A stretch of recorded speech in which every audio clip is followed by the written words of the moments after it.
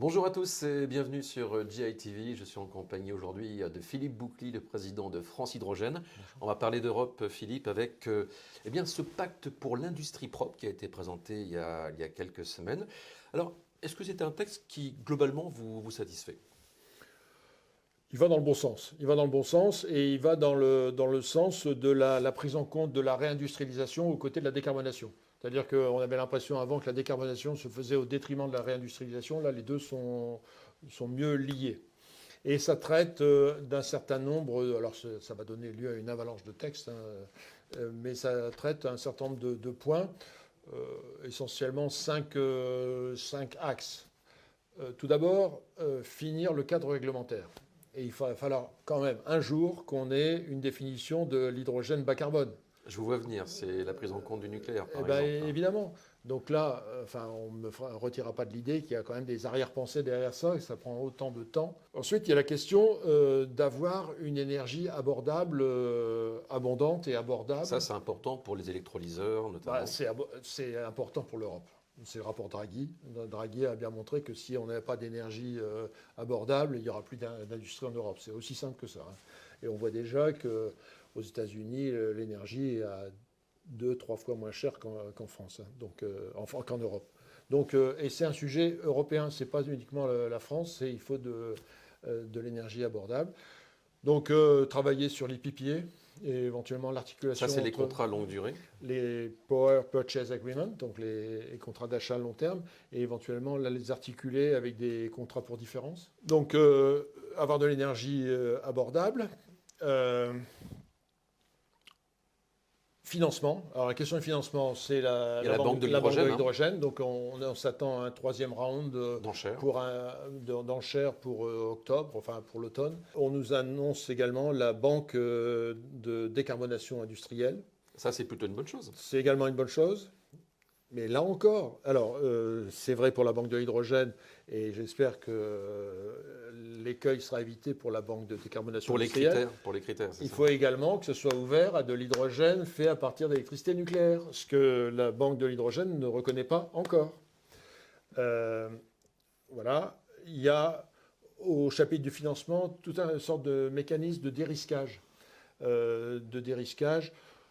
Ça peut être s'assurer contre les risques de mauvais fonctionnement au départ des électrolyseurs, donc des mécanismes de garantie pour des sortes d'assurance. Donc apporter plus de sérénité aux investisseurs. Donner de la visibilité, et de la sérénité. Il va y avoir également, question financement, une simplification et une révision des aides d'État. Et là aussi, il faudra que l'hydrogène, enfin le nucléaire en général et l'hydrogène fait à partir de nucléaire ne soient pas ostracisés, ne soient pas exclus. On en vient au cinquième axe, je crois. Partie réglementaire, énergie, financement, la demande. Oui, c'est agir sur le client final. Voilà, agir sur le client. Et là, pousser l'idée alors en anglais, des lead markets, des marchés pilotes. C'est le verdissement des flottes, en fait. Alors, il y a ça pour la mobilité, mais sur un certain nombre de C'est des marchés un petit peu phares, on va dire. Voilà, pour un certain nombre de secteurs de La sidérurgie, de par exemple. l'industrie, la sidérurgie, ça peut être aussi la chimie, trouver des segments très particuliers où le fait d'imposer, d'utiliser de l'hydrogène propre ne va pas renchérir démesurément le produit auquel ça sert et ne va pas renchérir le produit final. Je donne deux exemples. L'acier, par exemple.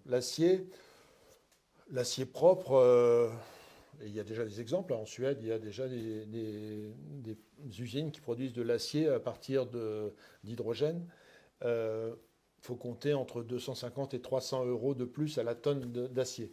Donc c'est un renchérissement significatif. Sauf que, par exemple, dans une voiture, vous avez une tonne d'acier à peu près. Donc ça va vous renchérir votre voiture de 250 à 300 euros. Alors, c'est beaucoup, Mais ça reste acceptable, mais globalement. par rapport à une voiture qui vaut quoi? Qui vaut 20 000, 30 000 euros?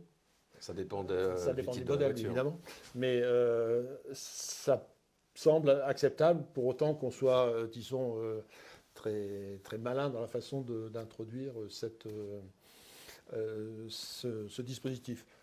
On nous dit aussi que si on faisait de l'engrais propre avec de l'hydrogène propre, ça ferait 1 ou 2 centimes sur le prix de la baguette de pain.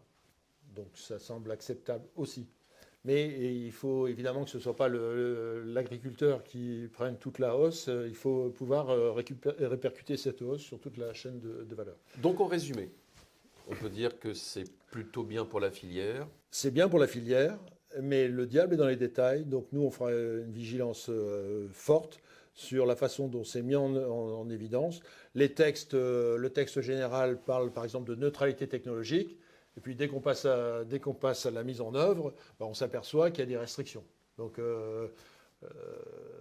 il y a encore eu la commissaire Teresa Ribera, la vice-présidente, est encore intervenue en disant non, pour le nucléaire, ça ne peut pas s'appliquer parce qu'on n'a pas assez de recul, parce que, enfin bref, toutes sortes de mauvaises raisons. Des résistances encore à vaincre. Donc il y a ça. Il va falloir également travailler sur le mécanisme d'ajustement carbone aux frontières. De façon. L'idée, les entreprises sont prêtes enfin, tout le monde est prêt à se décarboner, pour autant que ça ne soit pas un boulet pour l'activité. Donc, que les règles soient les mêmes pour tous et qu'on ne soit pas alourdi en Europe par rapport à ce qui pourrait se faire en Chine ou aux États-Unis. Donc, là aussi, vigilance et avoir un cadre qui s'impose à tous au niveau mondial. Merci, c'était Philippe Boucly, président de France Hydrogène. À bientôt sur GITV.